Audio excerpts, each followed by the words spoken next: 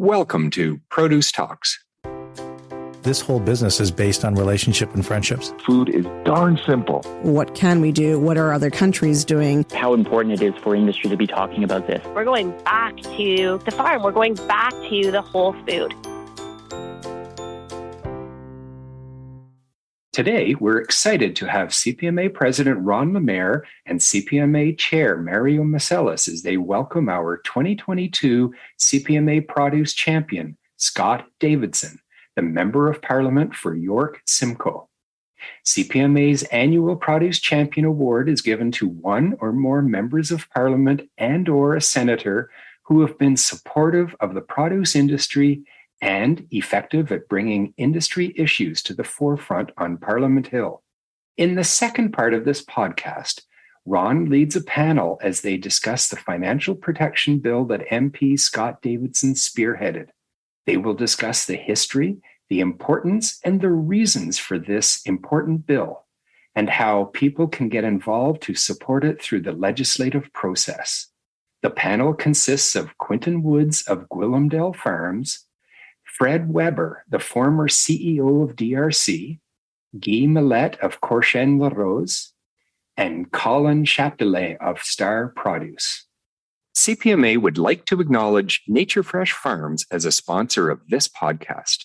You can find more information about Nature Fresh Farms at www.naturefresh.ca.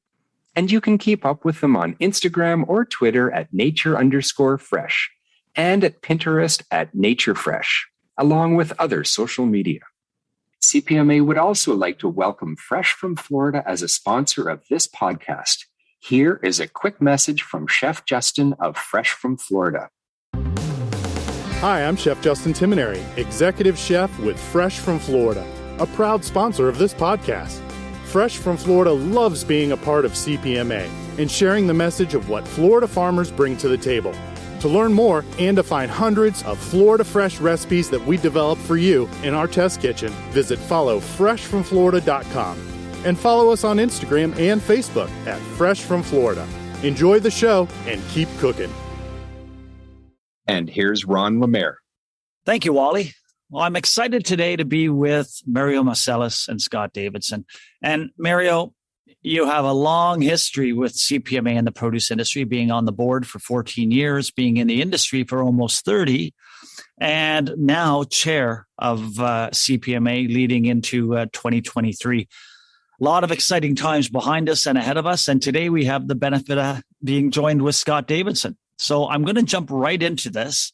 And before Mario giving you a chance to ask Scot a few questions, you know what, Scot, I want to hear from you. And you know, you were elected back in, 2019? I was, Ron. How you doing? 2019. That's correct. In the great riding of York-Simcoe. Ah, gosh, York-Simcoe, Holland Marsh, everything that grows fresh and great out of that region. And I know, Mario, you know, you've been in Ontario your whole life, have you not?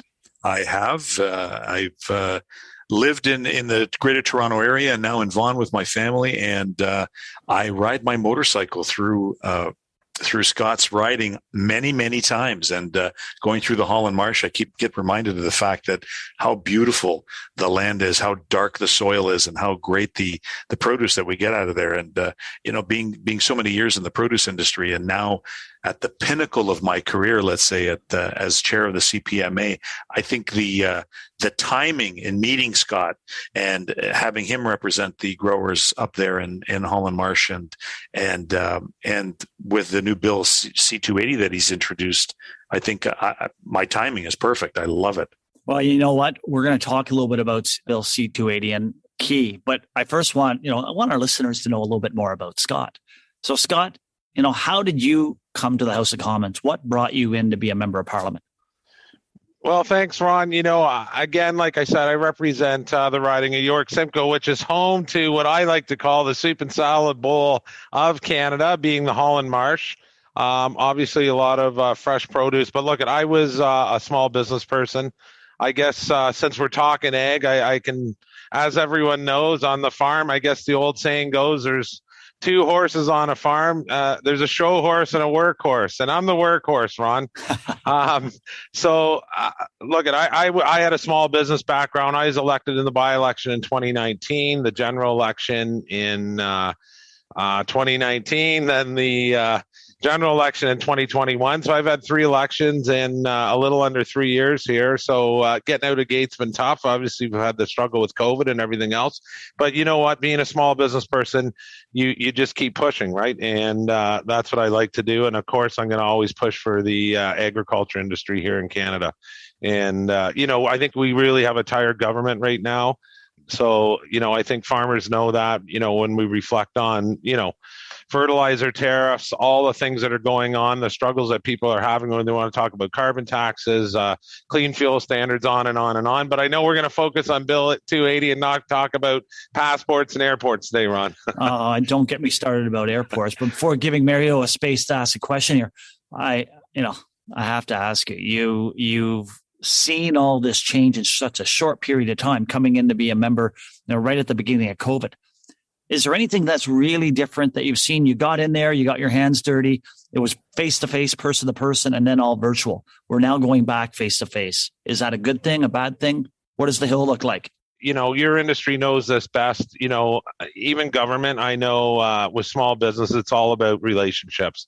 And, we've got to get back to a sense of normalcy. One push I had as soon as I was elected in 2019 was reach across the aisle to my colleagues. Because at the end of the day, that's how you're going to get things done, is building those relationships with people. And of course, Ron, Mario, you guys know that in business. You can't do anything without relationships. And that's why, obviously we're on a podcast, but it's always nice to see people in person. Yeah, spot on. That's in our industry, even as chair of CPMA this year, I've noticed that, I'm representing all of industry. So many times in many of our meetings, I'm sitting in there with my competition, but we've got to do what's for the greater good. So I'm glad you mentioned that. But what I did want to ask you right off the get-go was, what's the most surprising thing or the biggest lesson you've learned as now being a member of Parliament? That's kind of a loaded question. I think, what government moves so slow, it can be really frustrating, Mario, and I know frustrating for Canadians. But, I think the biggest lesson learned and the biggest takeaway, that I look at us as a country is, especially in the agricultural world we have here in Canada, there is so many opportunities. We should be number one in ag across Canada. And I've always said, Ron, you've heard me say it before, you can move a General Motors plant, but you can't move a farm. Yeah. And, we're blessed to have the farmland that we do across Canada, and it's an industry we have to support and make it number one. And just traveling across the country, out west and throughout Ontario, and obviously in my own riding, all the opportunities that exist there. Yeah. And you know what? You've been such a strong advocate for growers. I'm really curious. I've heard something called the people's seat concept. What is the people's seat concept? What does it mean to you? Well, the people seat concept, first of all, and so viewers know, I did borrow my seat from the House of Commons. So I literally call it this people seat, and wanted to take that this summer around the riding, which I did. Shot some videos. People are welcome to go on my Facebook page and have a look at that. But look at, I think the people seat, to me, this call it this business of being a member of Parliament is all about people, Ron. And, people always ask me, even reporters will, what do you want, Scott? What do you want? What do you think? At the end of the day, it's not what I want. It's what the people want. And that's what the people seat is all about. There's no bad seat in the House of Commons. Every vote's equal. And, obviously I represent the Holland Marsh, and, circling back to Bill C-280, this was something that I heard from our fresh produce producers that was needed, financial protection for farmers. So I will carry farmers' voice in York-Simcoe, and try and bring that to fruition for everyone. Well, so let's talk about Bill C-280, and there's some fabulous growers in the Marsh. And I know some of them have said, and they don't publicly come out and tell the government or others that, now I sold this product into this company, they went bankrupt, and I have nothing. I can't go recover my carrots because they're perishable. I'm not selling a washing machine or a car where you can get an inventory back. So, what is it about your bill that is so important in your mind for the grower? Well, I think for the grower, it's going to give them that security, Ron, the security that's needed. And look at when COVID first hit, I know we're on limited time. I had some farmers reach out that I knew and said, I'm not going to fully plant my field, Scott, because there was a worry they weren't going to get paid. And they said, if it costs me X, say $2 million to plant my fields and, I can sit at home and just pay the land taxes on this thing. Look at if I don't get paid, I'm going to lose my farm. And the real concern there obviously was food security and what could happen as a result of that. So, Bill C-280 just makes sense to give protection for a field for fresh produce sellers. You look at the industry, other industries and in agriculture across Canada that have the production. So this is a needed bill. And quite frankly, Ron, it's going to help grow the industry. The more security had, more people are going to plant with confidence. And that's what I want to do is drive the ag business in Canada, give our fresh produce producers some security with that so that they have the protection to step up and really push the industry. You know what, Mario? I think, and you live it every day. You know what stability means, don't you? Around ensuring that if you sell a product, you want to know you're going to get paid for it. And if you know you're going to get paid, and if you have any relationship with any banks or any lenders, and they know that you're going to be making money, the entire industry is more stable, isn't it? Exactly. I mean, we have a little running joke in the produce industry. How do you make a small fortune in the produce industry? You start with a large one. But, a little bit like the restaurant business. It's kind of like restaurants. Well, exactly. Right. And one thing that I did notice about COVID, when COVID hit, the government just basically asked us, are we going to be able to keep the borders open? And are we going to be able to feed Canadians?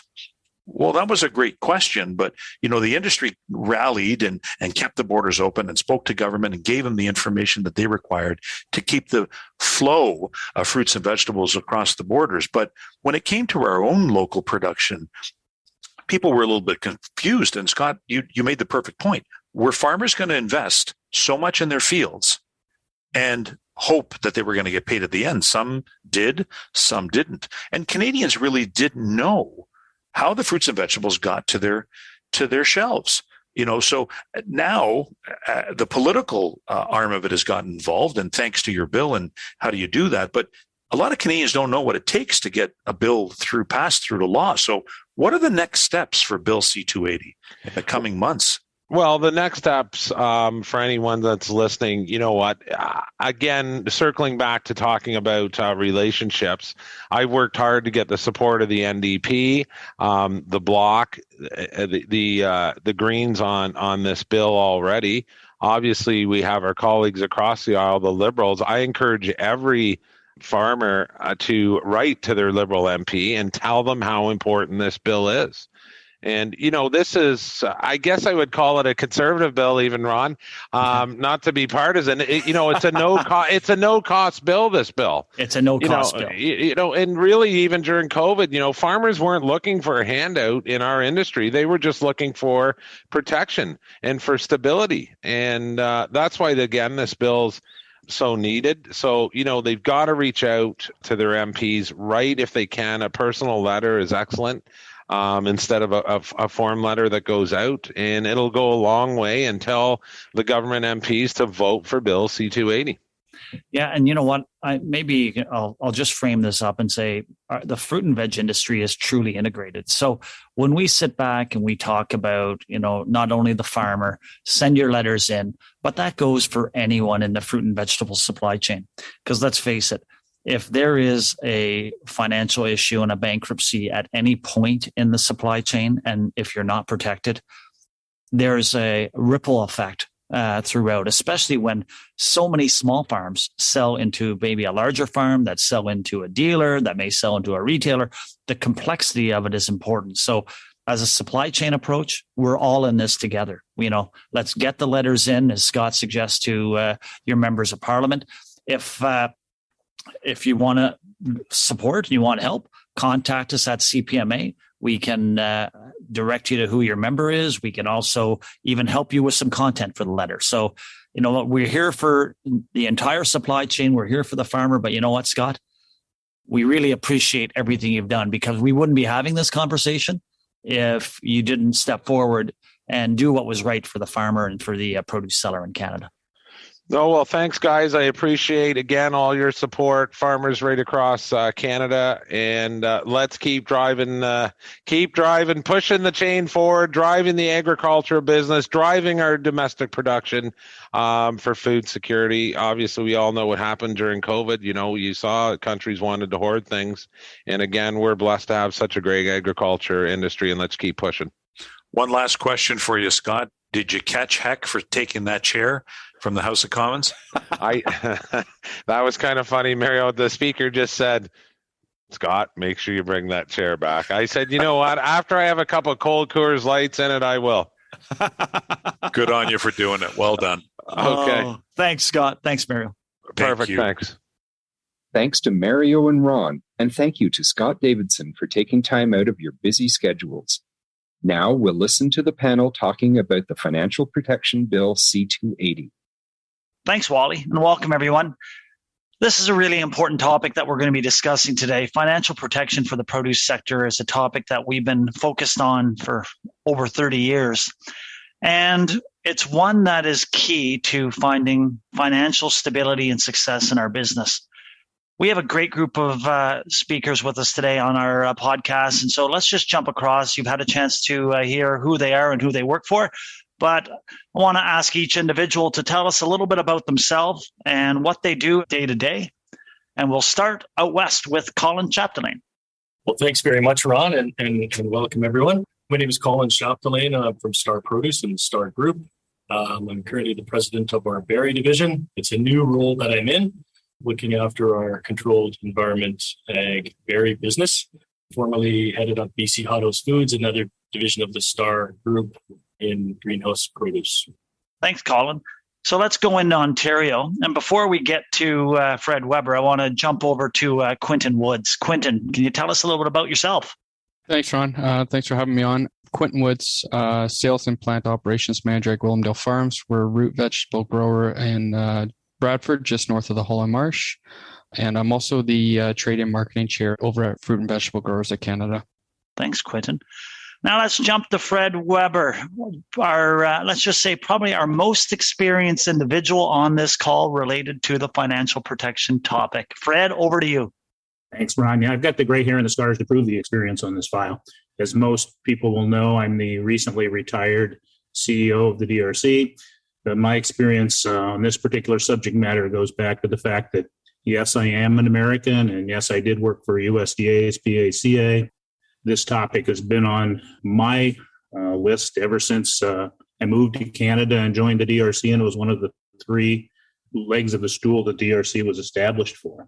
I was fortunate enough to work with Professor Cummings, who did the original research on this file. Most of you that have been connected with this file know Professor Cummings' name well. And most recently, I was fortunate again to work with Mr. Scott Davidson's staff in putting, or as this particular bill came together. Thanks for having me. Every panel needs a distinguished gray-haired guy, so I guess that's me. Veteran. I like to use the word veteran. Thanks, Fred. And you know what? We're going to jump right into Bill C-280 in a second, but I want to go to Quebec and one of our past chairs from CPMA, Guy Milette. Well, thank you, Ron. Thank you, everybody, to having me in this podcast. So my name is Guy Milette. I'm Executive Vice President of Courchesne Larose. I've been a produce fanatic and performance freak all my life. Everything that's related to produce has been a great interest for me. I've been involved in international trade as much as import and export of Canadian produce. And for sure, Courchesne Larose being an extremely large distributor here in Canada, we are involved in several type of transaction, including export of Quebec-grown and Canadian-grown products. So today's topic is very important for us. The C-280 is a must for our industry, not only for exporter, but for the health and financial health of all growers and produce-related company. Thanks, Guy. So you know what, guys? Let's jump into the discussion here, and this is really an open question I have for each of you. You know, as we've just said, we've been working on this topic for some time, and the importance of financial protection for the entire supply chain, from farmers to packers to wholesalers, and even through to the retail side, because as we know, everything's integrated. You never know who's going to be buying from you or who you're going to be selling to. And you want to make sure that you're going to get paid when you move that product. So in the end, for each of you, why do you see this specific topic? And as we mentioned, the bill, which we'll talk about in a minute, around Bill C-280, why is this so important? And you know what, Quinton, you have your hands right in the ground, working in the marsh. Let's go to you first. Yeah, thanks, Ron. Many of you guys already are aware of our story and why we've become so heavily involved in the financial protection file. We were actually burnt pretty badly by a U.S. counterpart back when actually reciprocity was pulled during one of our formal disputes. So they then requested the surety bond at X times the value of the claim, and we were unable to post the bond at that time. And that's why we've inherently become so ingrained in this file. What it means to the marsh is, everybody knows supply chain issues, costs are going up through the roof, and growers are putting more money on the line than they ever have before. So it just gives that insurance policy to know that what we're producing, we're going to get paid for. And I think that's ultimately why our growers are specifically looking for it, why growers, packers, shippers all across Ontario and Canada are looking for it. It's just to have that insurance that in case of a bankruptcy, we have something to go after, because realistically, it could turn into a very quick domino effect, and a lot of people could get taken out from a single bankruptcy. Quinton, we always say produce is like cash, right? It goes into the system, it's perishable, it flows through quickly. So you're bang on. If there's a bankruptcy, there's no inventory to go capture. You're not walking in grabbing your dishwasher or some type of an appliance. Absolutely, Ron. Most of our products are consumed or converted or distributed within days, especially as the transition to more and more just-in-time deliveries, it's getting harder and harder to retain product back because, ultimately in 30 or 60, 90 days, it's unsellable anyways. So it's kind of irrelevant, but realistically, we're moving a lot more product a lot faster. And with the cost of goods going up, the receivables are growing, and ultimately we're talking about larger volumes of cash than we ever have before. So let's shoot out west. And actually, Colin, you're based in BC, but your company has a reach right across Canada, right around the world, North America. You guys are strong domestic growers, with hothouse and berries and a range of other products, but you also handle a range of international products you bring into the country. From your perspective, why is this such an important issue? Oh, Ron, knowing that you're going to get paid, it really is the key issue here. And, we export a lot of our product as well across the border to the U.S. Right now, there's no reciprocity with the Pack-a-Life Trust, and we're at the mercy of our receivers, our buyers down there, and making sure they're credit worthy. And you never know with COVID that bankruptcies pop up.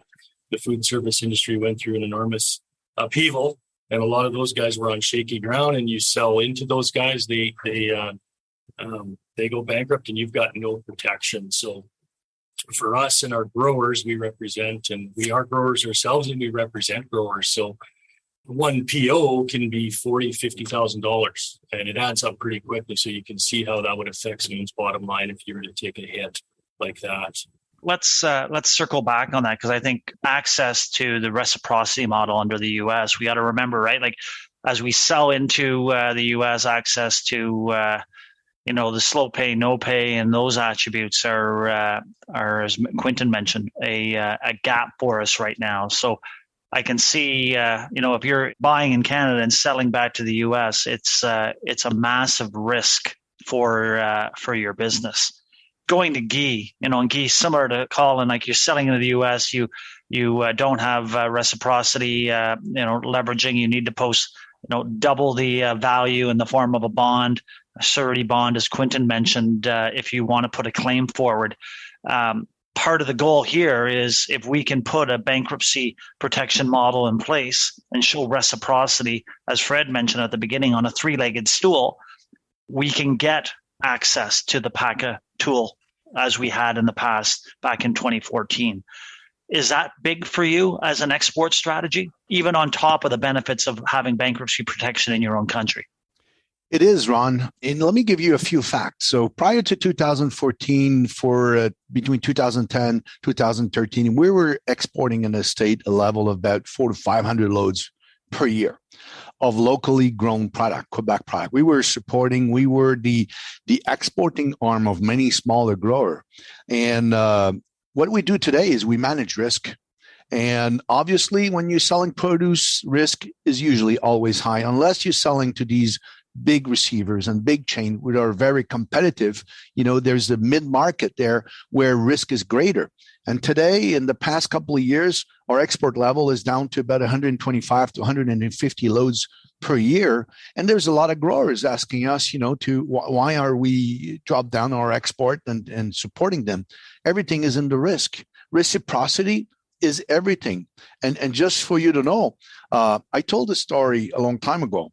When you calculate risk, we have two situations when we have slow pay or non-pay, and for about $200,000 each. One was here in Canada. The other one was in New York. We activate a PACA trust in New York, and we recuperate $185,000 out of $192 at a cost of about $3,000 of lawyer fee in less than 7 days. In Canada, we went legal. And after 2 years in court and spending $40,000, the company went bankrupt and we were down with nothing. So the risk here is not only for grower, it's very important for grower, but for anybody exporting product to the United States, we need that reciprocity because, at the end of the day, that's what gives us a little bit less risk into our export. Reciprocity is everything. We've been fighting for that. Everybody here on this panel know how important it is.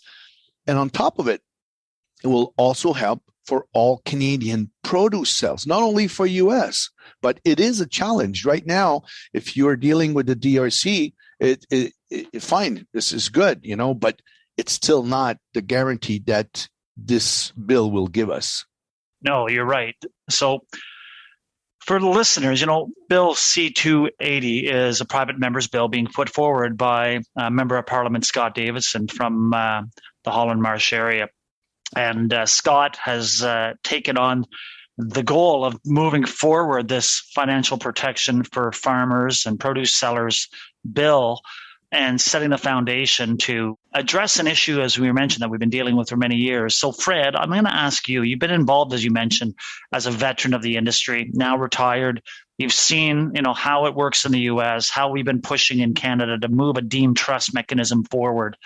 What can you tell us about Bill C-280, how it can help us in Canada, what the reciprocity component really means? We've heard the combination, Quinton talking about saving and being protected under bankruptcy protection within our own borders.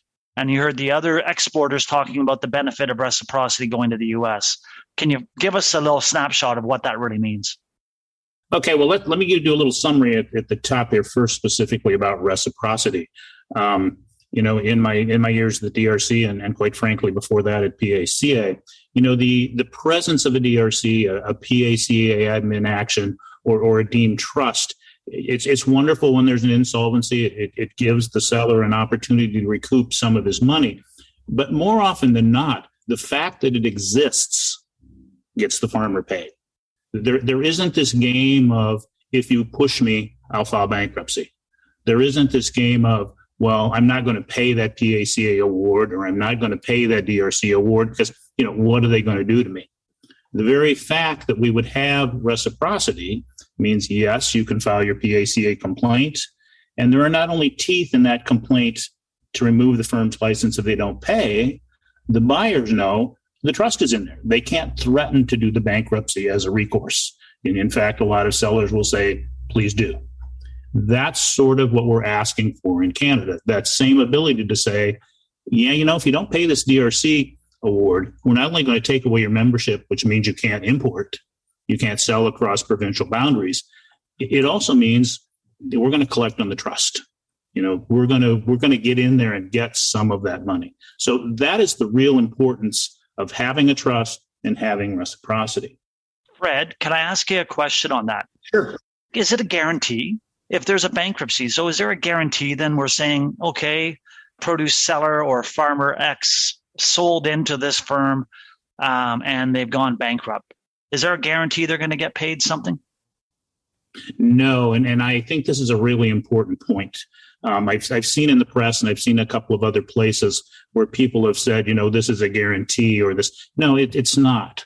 And it wouldn't be practical, really, for us to ask for that. There are many people who sit around the bankruptcy estate table who have a lot of interests and a lot of, quite frankly, some of them have some pretty powerful tools. What we're asking for is an opportunity to have access to a very, very specific asset. And that is the account receivable. You've got my product. If you, Mr. Buyer, don't have my product, you sold it and you have an account receivable. That is the very specific asset that we're asking for. That when there's an insolvency, we want to reach out. If there's an inventory, there's usually not, but if there is, we'd like that. But we also want to take and have our shot at that account receivable.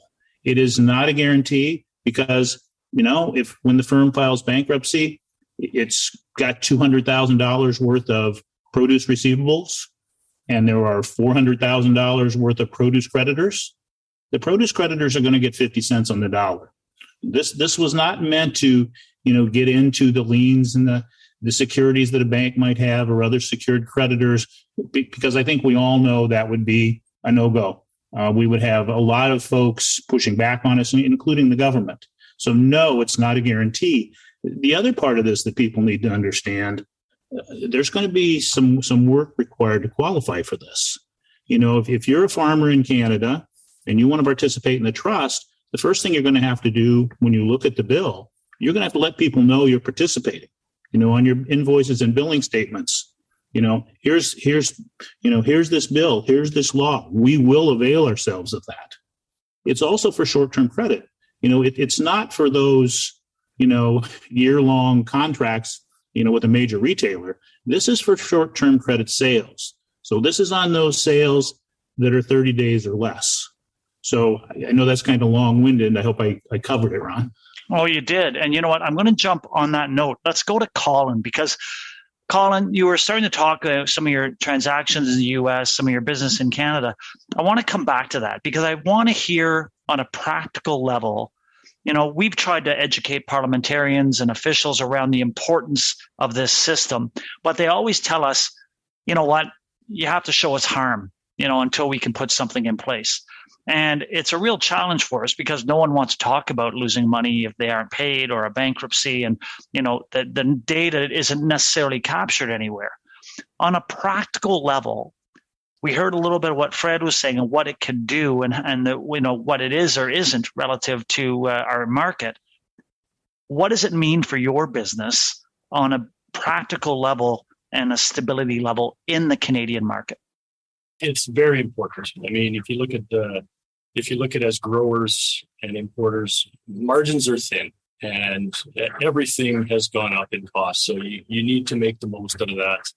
Out of what's left on the bottom line. And if it gets taken away by a bankruptcy that you can't recover, it does sting. We recently had, and Guy mentioned the mid-market, going to the mid-market. You have your A-class customers, that they're going to pay. It's not a concern. It's these other guys that you need to clean up some of your volume regularly that take, a portion of your product and move it. That maybe aren't Forex Blue Book trading members, but you need those guys because you need to sell everything you grow to be profitable. So an anecdote or a recent example from us is we got stung for, several tens of thousands from a small guy like that locally that kind of fell off the radar and got slow and ended up going bankrupt, and we lost all that money. So those things sting at the end of the year when you look at the numbers. Colin, I think that's what a lot of the officials don't realize, right? In many ways, you self-insure. And, you're making sure the growers are getting paid. And I know when Target went out of business, there was a major company that was supplying product to them that took the hit in the amount of millions. Yeah. And they made sure that the farmers got something. Otherwise, we would have seen many businesses going out right away, overnight, which is a scary thought without the right tools in place. Totally agree. So Quinton and Guy, I'll throw it quickly to you because I know we don't have a lot of time left. So, for you guys, Quinton, let's start with you. In a short burst, what's key about this for you and your business? You touched on it earlier, but if you were to give a practical, tangible reason, why do you need this tool in place? Basically, the short answer is there is no tool to protect us under no pay and bankruptcy situations in this country today that work for us and that actually get money back to the grower. As Fred said, you're not guaranteed 100%, but a lot of the time our growers are seeing 0 to 10 cents on the dollar. 50% or 50 cents on the dollar would be a dream. So the reality is there isn't a tool out there to protect us now, or there is tools. I should rephrase that. There is tools out there, but they're not working. So that's why we need this.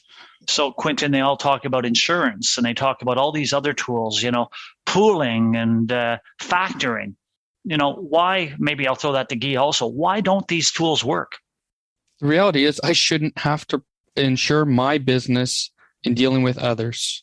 The protections that are there under the Bankruptcy and Insolvency Act do not work for our commodities or our businesses because of the fast pace of the transactions and the dollars values and et cetera, et cetera. That's why they're not working. This is why we're asking for this special legislation. Yeah. Guy? Well, I'll tell you something. This bill is very important for a lot of reasons. One that we heard today loud and clear from Fred is it serves as a sword of Damocles more than anything else. And knowing that it's in place, put a lot of things in place, put some challenge to receiver to play with the right rules. But at the end of the day, a lot of growers, a lot of company, they work with margin of credit, with financement. They need to have some, well-protected receivable. And those that doesn't have a quality receivable need these tools in order to be able to get the right financement for their value. But I think we've been on this topic for way too long, like decade. And it's about time that this gets solved once for all. United States has this pack of trust because they always thought that agriculture was important to protect. It's about time that we think the same way here. Agriculture product and agriculture seller, grower, packer, shipper, distributor need to get protected. This is the bottom of the economy. Let's take care of it. So let's jump right to the big question then. So Scot Davidson is going to be doing his second reading on Bill C-280, we hope in early October. And the key here is getting as many elected officials of all political stripes voting in favor to move this bill forward. We know the opposition, from the Bloc to the Conservatives to the NDP, all in their platforms have supported and through different committees have shown support. And funny enough, the current government, when they were in opposition, showed support. But right now they're wavering. What do we need to do, gang, to get these members of parliament on board? What would you guys recommend to your colleagues in the industry? Quinton, I'll throw that at you. Yeah, thanks, Ron. I think this is the most important question of today is what can we do as an industry? And a lot of it benefits the primary producers themselves, but a lot of it benefits the industry as a whole, whether you're a wholesaler, a jobber, a broker, whatever your role in the industry is, it protects you as well. When we start looking at the map and seeing where the primary producers are, they're typically in the ridings that are supported by a lot of these opposition parties. So I think us as CPMA members and the industry as a whole, we need to look at our wholesalers and our distributors, our jobbers, everybody in metropolitan areas, and they need to reach out to their MPs and really let them know that this is important to their business and important to our industry. Doesn't mean that everybody else can lax. these are the target zones. We know that the governing party is wavering. We need to push them over the finish line to get us to where we need to go. However, we still need all our growers, everybody from a grower, a packer, a marketer, shipper, everybody across the country to write letters to their MPs to show support, book meetings, bring them out to the farm, explain what it means to you guys. That way we can get across the finish line. So I'm going to throw to the group, letter writing is not always something that people feel comfortable with to their members of parliament, but to help the process, the Fruit and Veg Growers of Canada, the DRC, and the CPMA have created a website called protectproducesales.ca. I'll say it again, protectproducesales.ca. And, any of the listeners, you go to that website, you can access letters. You can contact one of the association reps who can help you focus on who you need to send your letter into. We have a list of all the MPs by riding and so on. It's a great tool to understand more of the issue, to understand Bill C-280, and to find the tools to send into your member of parliament. So I encourage the listeners to go there and use it to advocate for this important bill. So let's wrap up, guys. I'm going to throw this question out because we do a lot of lobbying. We have our event on Parliament Hill in November, 14th and 15th, where we ask the industry to come out and help us lobby. We normally get about 30 or 40 industry members. I know many of you have been there. This is going to be one of the key topics we're going to be pushing. What do you feel, as an industry, when we lobby on Parliament Hill, like just circling it all around, what's the importance of being present and being vocalized? Colin, let's go to you, then Guy, and wrap it up with Fred. Yeah, I think the last event was excellent in identifying, this issue specifically and talking to it with the MPs on the phone and with industry folks like ourselves and others. Continuing down that, but also getting personal with it and talking about specific examples. I think, how does this relate to your business? Most people know their MP. If you're in business and you don't, you should go and talk to them. And they want to listen and they want to take these issues and bring them up. And this is one that I think there's bipartisan support on that, it affects everybody. So getting support, I don't want to say it's easy because nothing is easy, but it's not a mountain to climb.